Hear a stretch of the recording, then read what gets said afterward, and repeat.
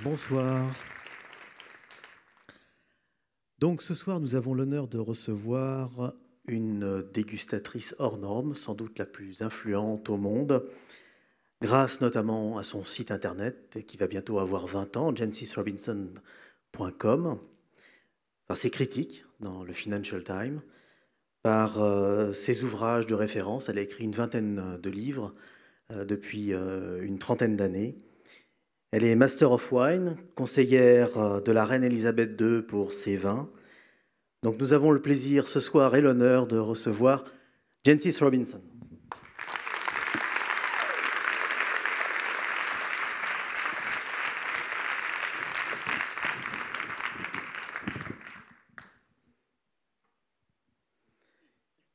De rien, Jencis.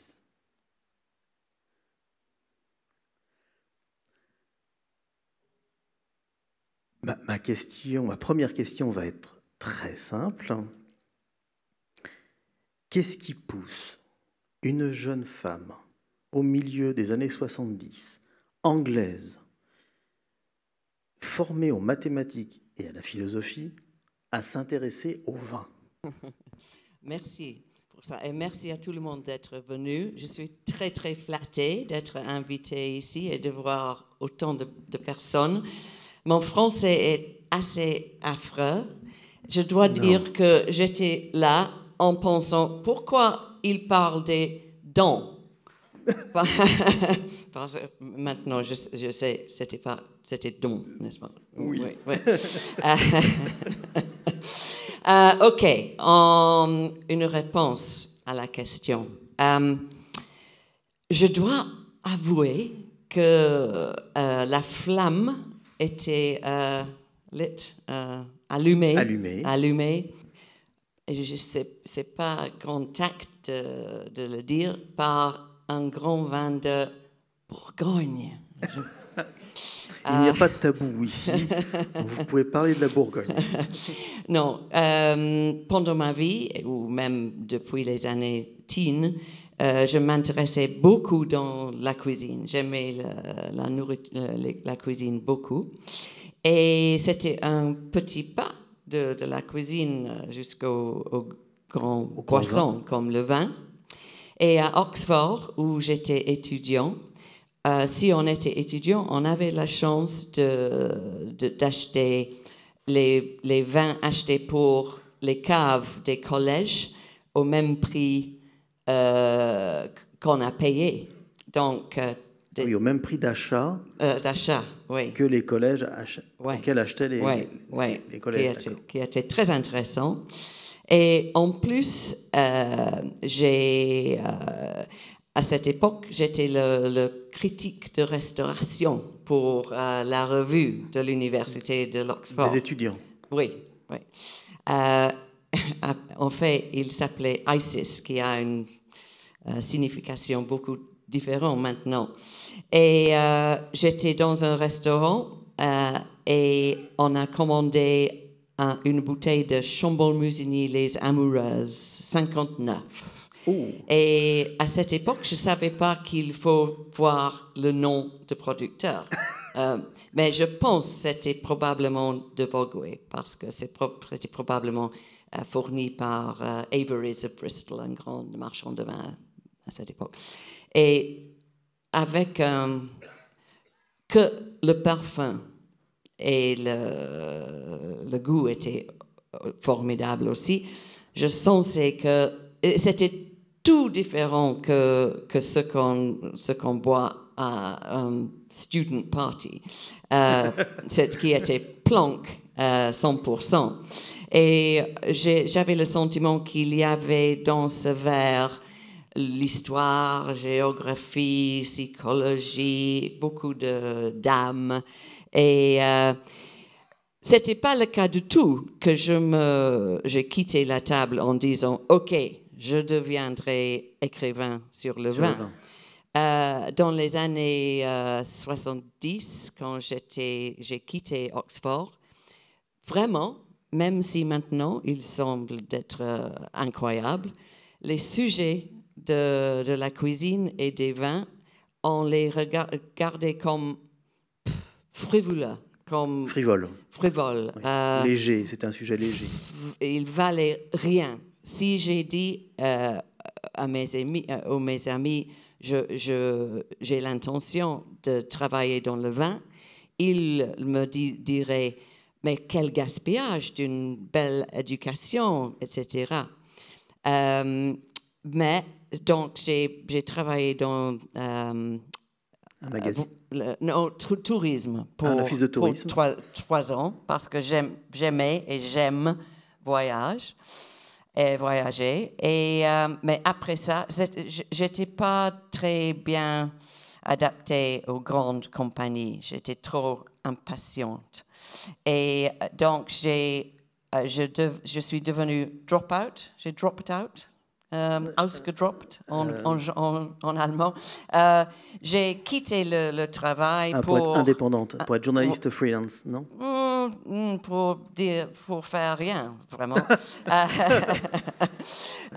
Pour une année, je savais que c'était qu'une année dans le Luberon, en Provence. D'accord. Et là, j'étais entourée par les vignes pour la première fois. Et j'étais entourée par les Français, pour lesquels... non, pas... pour la première fois, j'étais entourée par les gens pour lesquels les repas étaient et sont très, très importants. Et donc, j'ai décidé, quand je suis revenue à Londres, vraiment, je cherchais du travail dans soit la cuisine, soit ou restauration, ou soit le vin. Le vin. Et heureusement, on m'a donné du travail, un boulot comme rédactrice adjointe d'une revue de vin pour la commerce, Wine and Spirit. Wine and Spirit, oui. Alors, qui est une revue professionnelle, enfin, pour les professionnels. Mensuelle. Ouais. Mensuelle. Ouais. Alors ça, c'est important parce que aujourd'hui, vous n'écrivez pas pour les professionnels. Et votre volonté, c'est d'écrire. Oui.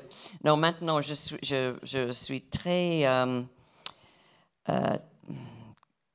convaincue qu'il faut, personnellement, j'écris pour le consommateur. Le consommateur. Pas pour les professionnels. Pas pour... Et ça, malheureusement, c'est clair, parce que de temps en temps, ou souvent, mes notes de dégustation ne sont pas quotables, on ne peut pas les reproduire dans un journal de vente ou de professionnels. Oui.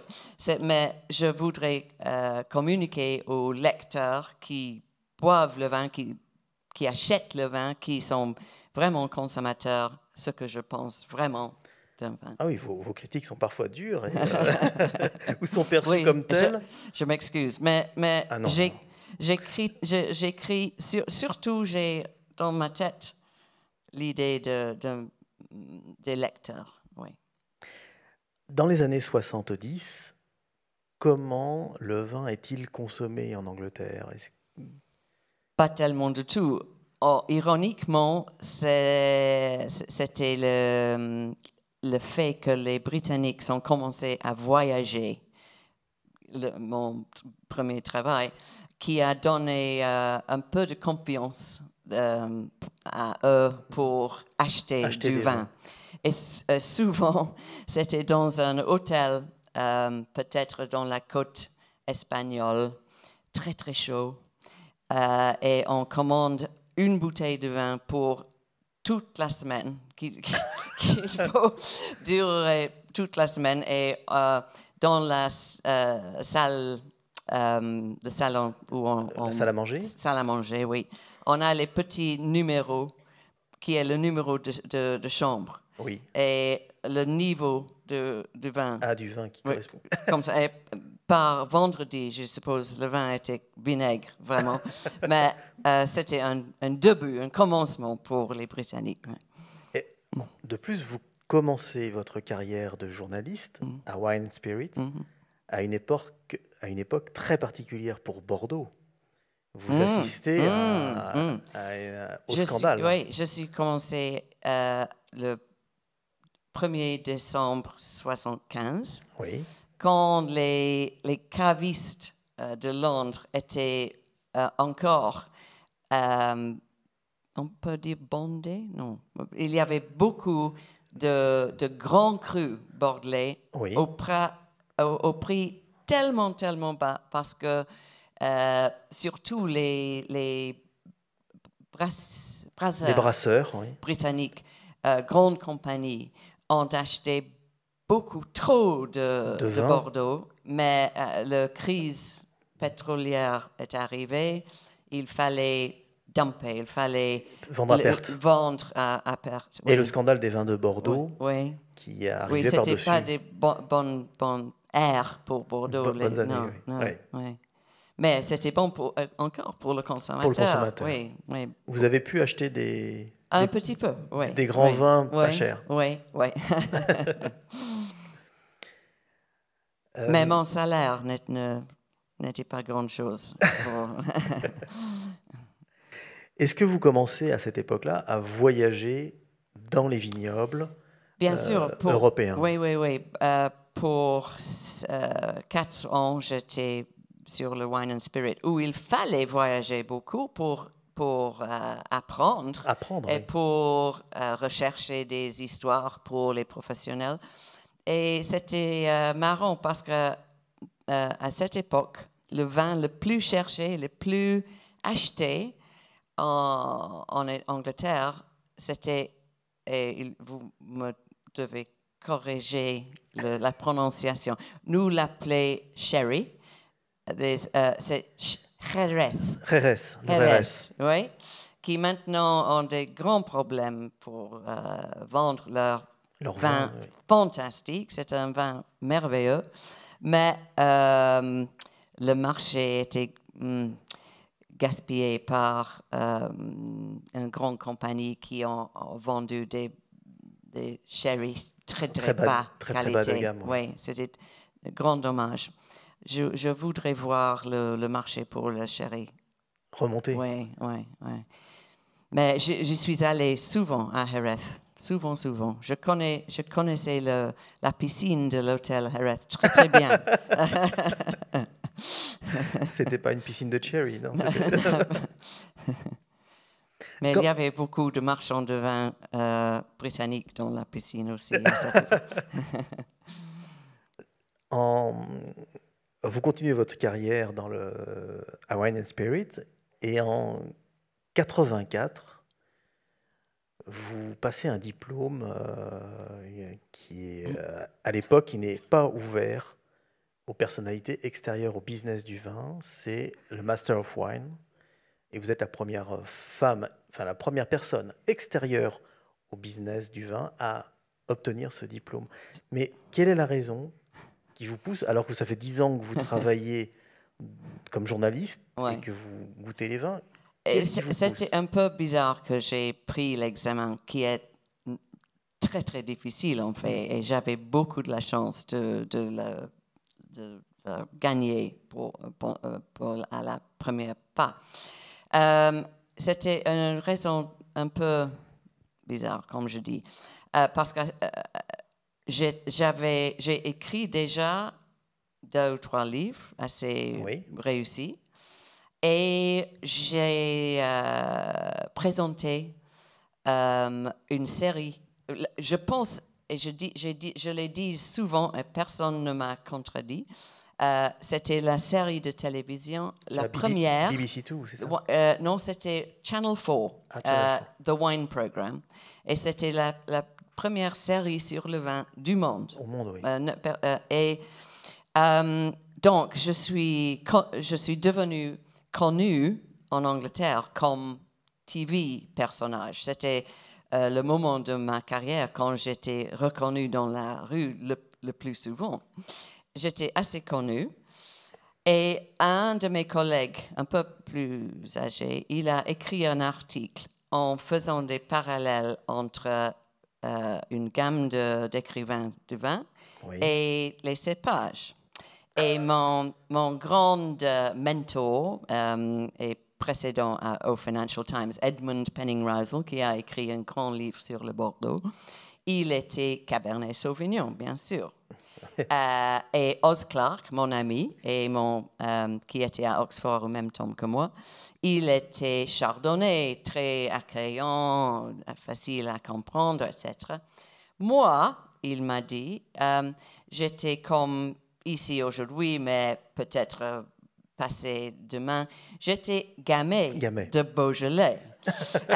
J'aime le Beaujolais beaucoup, mais c'était un peu un challenge. Et j'ai dit, je vais lui montrer que je connais quelque chose sur le vin. Je ne suis pas que populariseur du vin. Et ça, c'était un peu un éperant vers le Master of Wine. Mais mon mari, qui est très patient, là, Nick, quand j'ai dit, pense-toi que je prends l'examen, tu m'as dit, non, il ne vaut pas la peine. Il y avait le risque de perdre beaucoup plus que de gagner, et c'était vrai. Mais je suis diligent, je travaille beaucoup, je ne peux pas le résister. Et c'était un challenge. Et en plus, pour la deuxième série de Wine Program, on m'a filmé en faisant le cours. Et donc, il y avait beaucoup à perdre. Vous avez pris beaucoup de risques. Oui, mais j'avais le bon vent devant moi. Oui. Et puis, le Gamay est un grand vin de garde. Et peut-être,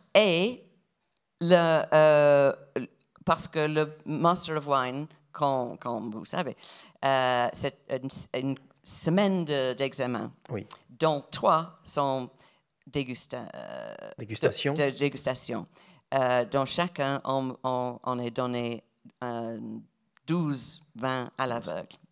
Et par hasard, le premier dans le rouge, le 12 rouge, était un Gamay. Et j'ai oublié, j'avais une petite liste pour aide-mémoire. Et j'ai oublié Gamay complètement. Mais une amie qui a tourné, et elle a dit à tout le monde, n'oubliez pas le Beaujolais. Et c'est grâce à elle que j'ai l'examen. Vous pourrez la remercier. Et au Beaujolais. Oui. Au milieu des années 80, donc vous êtes populaire en Angleterre, vous passez à la télévision, vous êtes Master of Wine, et dans le monde de la dégustation, un homme arrive pour faire un peu la révolution, c'est Robert Parker. Bien sûr. Est-ce que vous ressentiez cette influence? Est-ce que vous avez eu le sentiment qu'il faisait bouger les lignes? Probablement pas dans les années 80. J'ai écrit le premier article, article, profil de lui, dans la presse anglaise. J'ai travaillé pour le Sunday Times. J'ai écrit 2 ou 3 pages sur cette influence aux États-Unis qui était sur le point d'arriver en Europe aussi, parce que c'était le newsletter, la culture de Wine Advocate et newsletter qui était très fort, plus fort qu'aux États-Unis qu'en Europe à cette époque. Mais bien sûr, pendant les années 90, on est devenu de plus en plus consciente de la puissance des scores. C'est ça. Oui. Et on voyait la commerce ici, aux États-Unis, et même en Angleterre, un peu moins, mais un peu en utilisant ces scores pour faire leur travail, qui était incroyable, vraiment. Oui, c'est vrai que mais c'était très facile pour vendre un vin, si c'était une bonne note. Oui. Oui. Est-ce que l'influence donc de Robert Parker a été importante, déterminante, mais est-ce que vous, à cette époque-là, il y avait un jeu de concurrence entre les différents dégustateurs des différents pays? Bon, on parle de Robert Parker, il y a Michel Béthane en France, il y avait vous en Angleterre, il y avait Steven Spurrier un peu avant, il y avait... Ouais. Est-ce que vous ressentiez ou est-ce Je que c'est... pense pas. Parmi les écrivains sur le vin en Grande-Bretagne, Oui, nous sommes vraiment, nous sommes des amis, on a des potins, mais pas de grande concurrence, je oui, pense. Et vraiment, parce que je travaille beaucoup, par exemple, normalement, même maintenant, je suis trop occupée en pour, écrivant moi-même pour lire... d'avoir le temps de lire ce que des autres écrivent, vraiment. Oui. J'étais pas très consciente de concurrence, mais que faire ce qu'il faut faire. Hein. Et comment observiez-vous, parce que c'est le début de la mondialisation aussi du commerce des vins, si la France trustait la moitié du marché mondial des vins Mm. dans les années 80, dans les années 90, on voit apparaître les vins australiens, les vins... Comment observiez-vous l'émergence de ces différents types de vins? Oui, Est-ce qu'il y avait... et en Angleterre, j'étais très consciente de l'arrivée de nouveaux mondes Et oui, parce c'est une que plaque tournante. les consommateurs britanniques sont tombés amoureux d'abord de la, peut-être on pourrait dire, facilité de chardonnay australien, Tout à fait. des prix bas des vins californiens.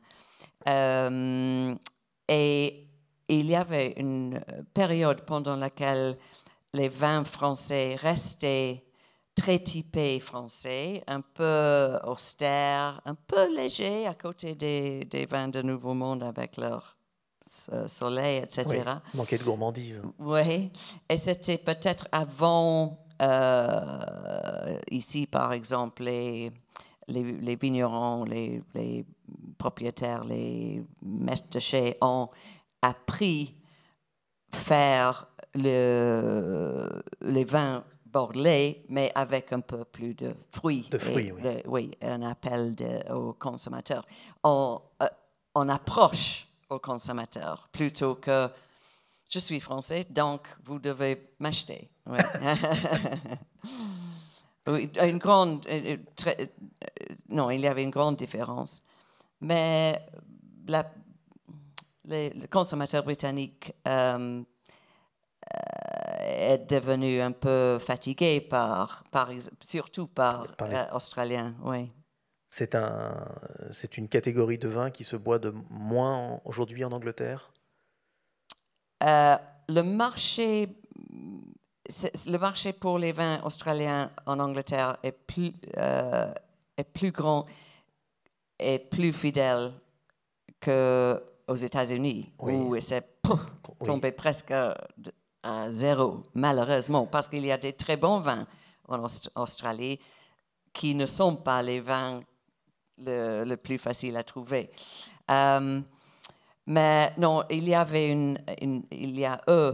une évolution de goût, je Oui, pense, en Angleterre, mais partout. partout dans le monde. Oui, vers des vins un plus rafraîchissants, disons. Pas nécessairement plus légers, mais lequel on cherche une deuxième verre, par exemple. Pas bodybuilder. C'est ça. Oui, oui. Et Des vins digestes. ouais, c'était marrant parce que tous les 6 ans, à peu près, peut-être 7, j'ai la tâche de mettre à jour l'Atlas mondial du vin Avec Hugh Johnson. avec Hugh Johnson. Et c'est moi qui reçois les commentaires de conseillers autour du monde.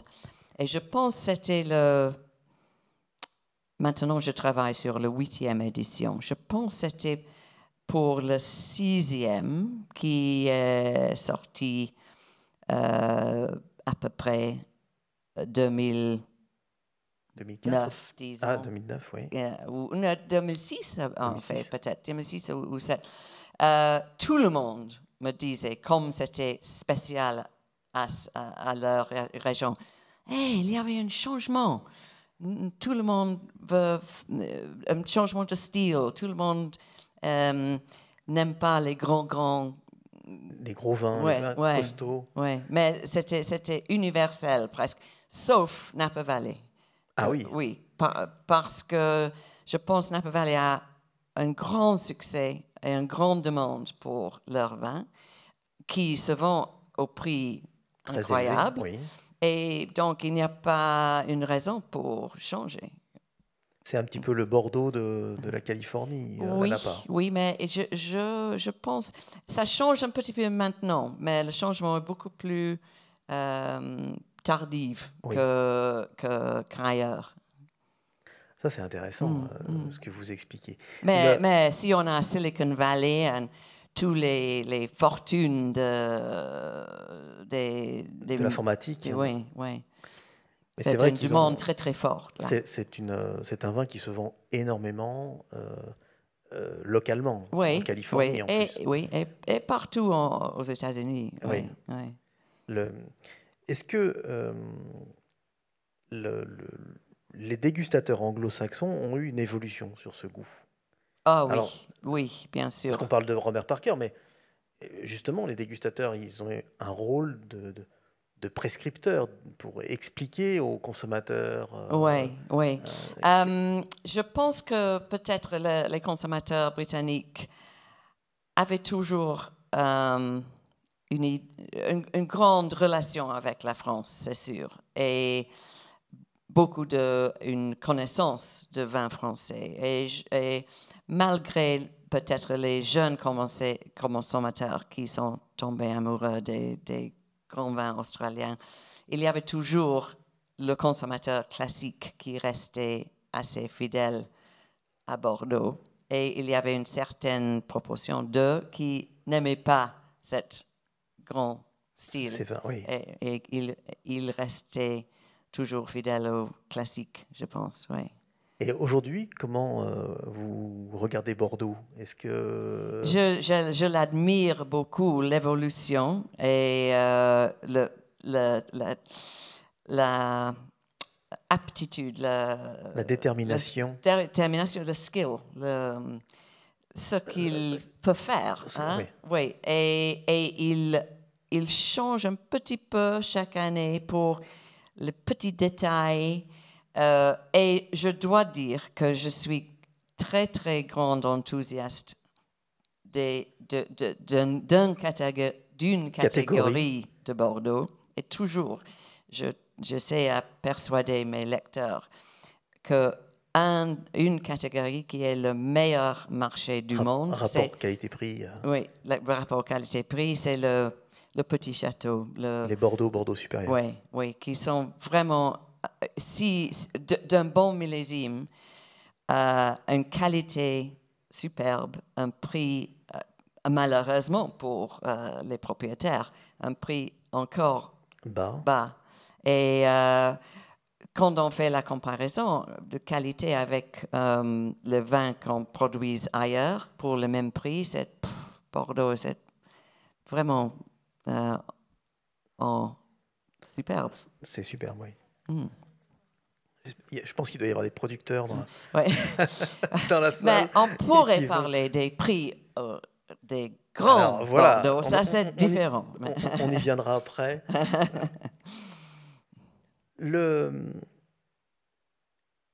Alors, avec Robert Parker, vous avez eu justement, par rapport à ces styles de vin bodybuildé, il y a un épisode qui vous a marqué, malheureusement. Malheureusement, vous voulez parler de cet épisode, mais tout le monde veut. C'est Château-Pavie 2003, année caniculaire à Bordeaux, et dans beaucoup de régions viticoles de France. Pavie sort un vin, justement, bodybuildé. À une grande limite, hein? Oui. Ah oui, et vous avez été assez... Je ne l'aimais pas. Voilà, vous avez été très critique avec ce Et vin. je l'ai redégusté l'autre jour. Je ne l'aimais pas. Pas encore, non. Mais c'est peut-être un vin qu'il faut goûter dans 50 ans. Oui, peut-être. Et Robert Packer a été enthousiaste avec ce vin-là. Ouais. Et vous, vous avez pris la position inverse. Ouais. Euh, Mais je ne l'écris que ce que je pensais. Je n'avais pas... Je déteste confrontation de... et je n'avais aucune idée que c'était le commencement d'une grande... D'une polémique. Ouais, ouais, ouais. Qu'est-ce qui s'est passé, en fait, Ouf! ensuite? J'ai pas le mot français pour ça. Non, Robert Parker était un ami. Nous avons dîné chez lui à Maryland. Il était dîné chez nous à Londres. Mais il était très... il m'a critiqué, il m'accusait de ne pas l'avoir dégusté à l'aveugle parce qu'il m'a dit « Ah, mais c'est une bouteille dans une forme qu'on pourrait voir. » Mais c'était entouré par un carton. Un carton, oui. Donc, c'était impossible de savoir la forme de votre bouteille. Et c'est devenu une grande chose mi-atlantique. Mais c'était une petite histoire dans un verre à vin, vraiment. Voilà. Mais il y a quelques années plus tard, nous nous sommes rencontrés pour la première fois après cette bagarre dans la salle à manger, salle de petit déjeuner dans un hôtel ici à Bordeaux-Lac. Et nous avons embrassé, moi. Et Parker m'a dit, "That Pavy thing, I overreacted."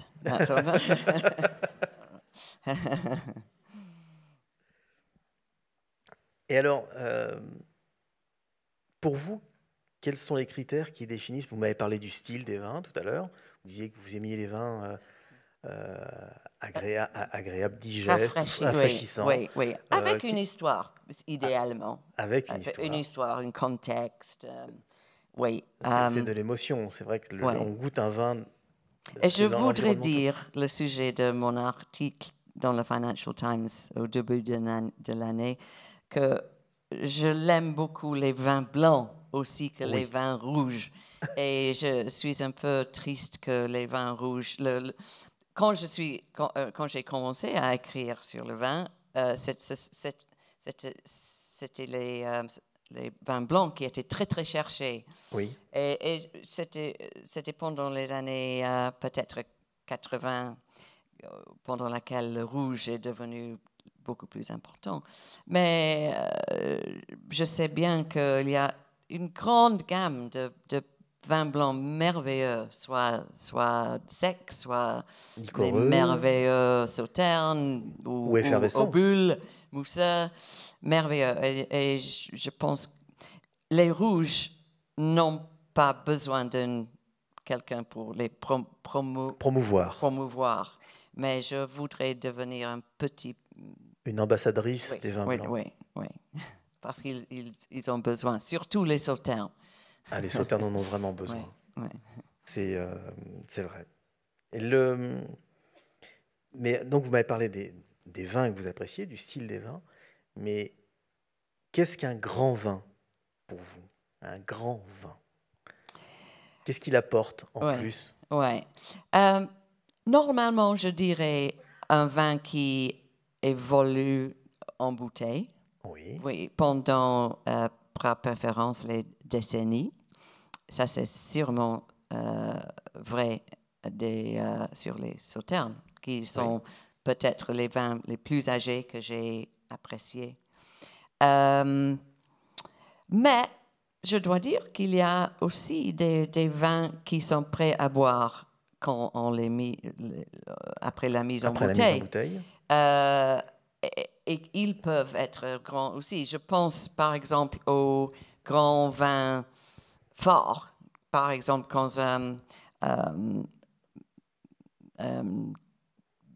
vin comme un Porto en bois, un grand Tony qui est prêt à boire. Tout de suite, peut-être oui, après 40 ans, même 89 ans, comme un que j'ai dégusté l'autre jour, on boit. Mais après la mise en bouteille, c'est prêt à boire. Ou même un vin comme Condrieu, qui, dont la plupart sont à peu près prêts à boire.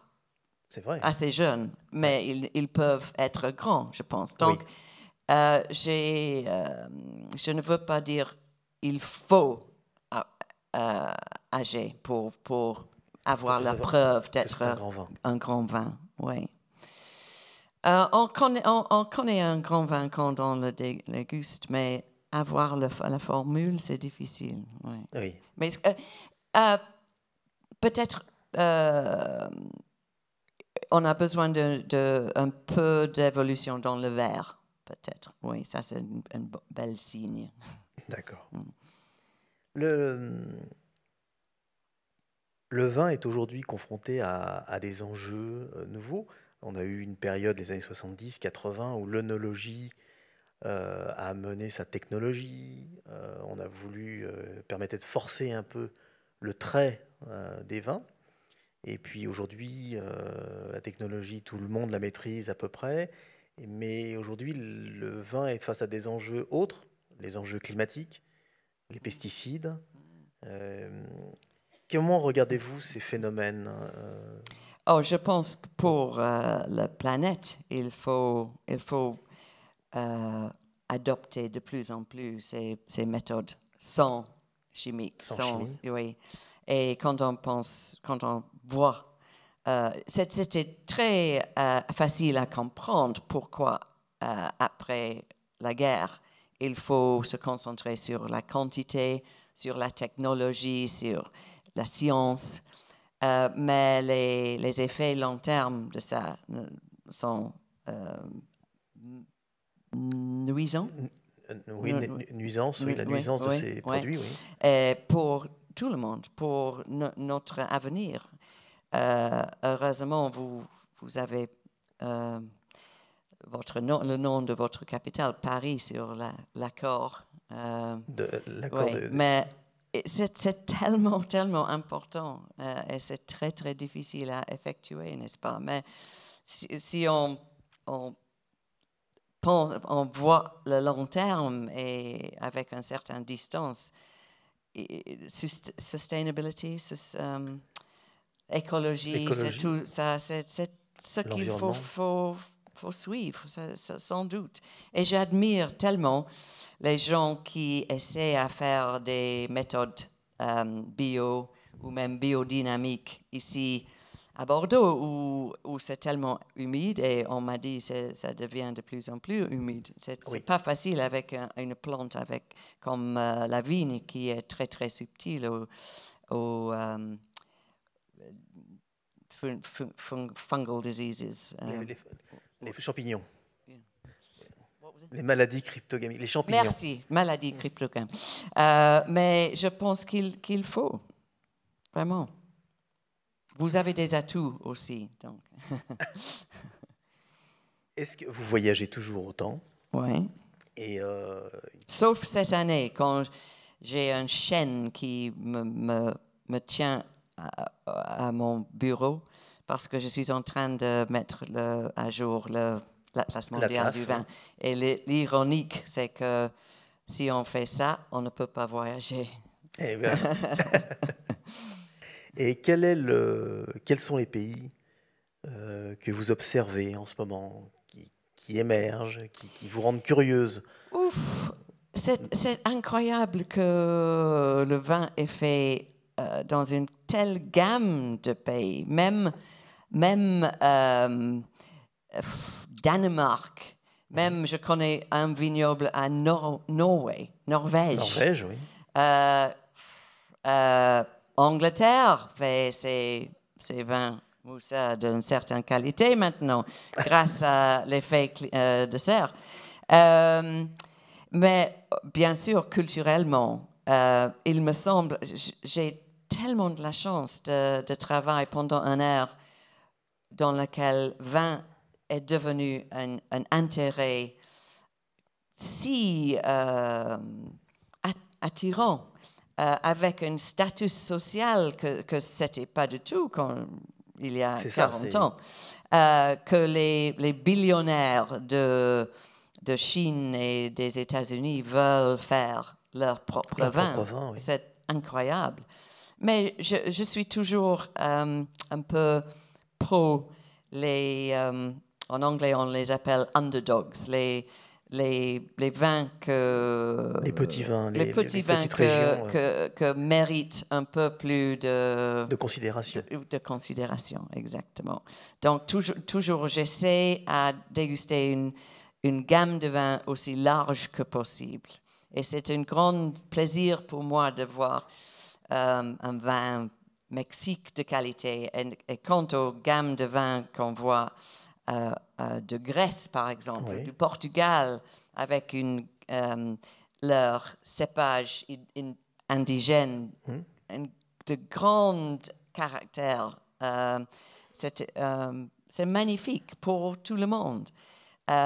Ils admirent France et leur histoire, mais tout le monde essaie à suivre, à faire vin meilleur chaque année, qui est merveilleux pour le consommateur. Et il faut mentionner la Chine, bien sûr. Oui. Quand je suis commencé, tout le monde m'a dit une chose dans laquelle vous pouvez être sûr, que les Chinois ne buvent jamais, ne boiraient jamais le vin. C'est une question de leur constitution, ou de leur goût. Mais ce siècle, depuis 2000, je suis allée en Chine tous les 2 ans parce que c'est très, très intéressant de voir ce qui se passe là. Et ce n'est pas étonnant du tout voir la croissance de vignobles, de consommation et enfin de qualité de leur vin. J'avais l'impression que entre 2000 et 2010, la qualité était moyenne. Oui. Mais maintenant, le nombre de vins intéressants chinois augmente énormément. Oui. Et je suis sûre qu'il commence à exporter un peu plus dans les années qui arrivent. C'est sûr. Et toute cette diversité de vins à travers le monde amène une autre diversité. C'est un peu la fin des dégustateurs qui étaient les représentants, l'autorité suprême. Ça, c'est changé. Hein? Voilà, comment vous l'analysez, cette évolution? Comme je dis, le monde du vin, je trouve, est beaucoup, beaucoup plus fluide actuellement que j'ai jamais vu pendant mes 43 ans. Mais le monde de tout est plus fluide. Mais je le trouve très intéressant voir, c'est par exemple l'émergence de vins naturels, dont il y a des bons et des moins bons.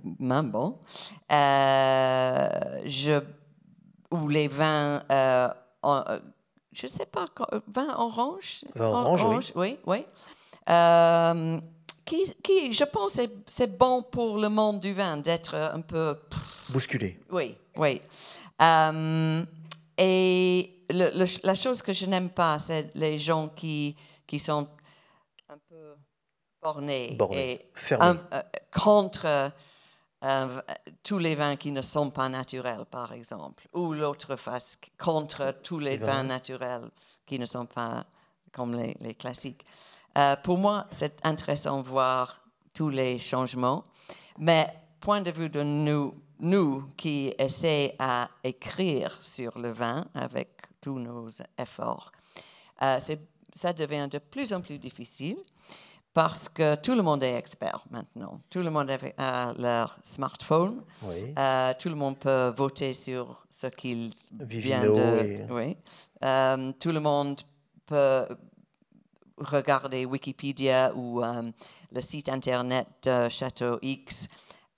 Donc, écrire ces livres de référence ou jancisrobinson.com ou n'importe devient de plus en plus difficile. Exigeant, oui. Mais j'aime les challenges. Et à cause de ça, je continue à faire ce que je peux, même mieux. Et j'adore le fait que sur mon website, il y a cette réponse immédiate. Avec les forums. Et les forums, les commentaires des gens. Mais il faut le dire, je pense que c'est votre revue très respectée qui a décrit notre forum le plus poli du planète. Parce que c'est vrai que ces forums Internet peuvent être... Oui, rapidement peu vulgaires. Ouais.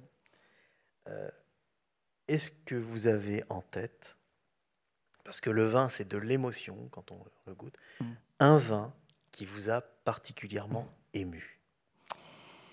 Et je dois répondre en disant la chose qui je trouve tellement émouvante.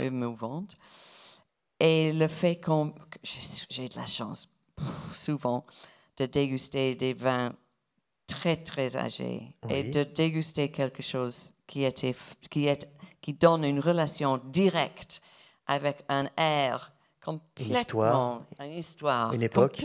Une époque complètement différente. Et par exemple, la semaine dernière, que je peux rappeler facilement, heureusement, j'avais de la chance de déguster une gamme de Porto, y compris un de 1917. 1917, oui. Pendant la guerre mondiale, la Première Guerre mondiale, mais aussi la même année de la Révolution russe, étonnante, et aussi en 1847, pendant laquelle apparemment Das Kapital était écrit. Et le vin, les deux vins étaient fantastiques. Et quelque chose impossible. Le vin est est probablement la seule chose que nous consommons et qui peuvent nous donner cette relation directe. Avec l'histoire. Oui, parce qu'on ne garde pas la nourriture. Peut-être un petit peu de fromage ou thousand-year-old eggs ou un petit peu de miel peut-être, mais pas pour 100 ans ou 100 ans et 150. C'est vrai. C'est un livre d'histoire. Chaque verre est un livre d'histoire. Ouais. Je vous remercie infiniment, Jancis Robinson. Je crois qu'il va y avoir plein de questions. C'est pour ça qu'on a un petit peu écourté. Mais allez-y.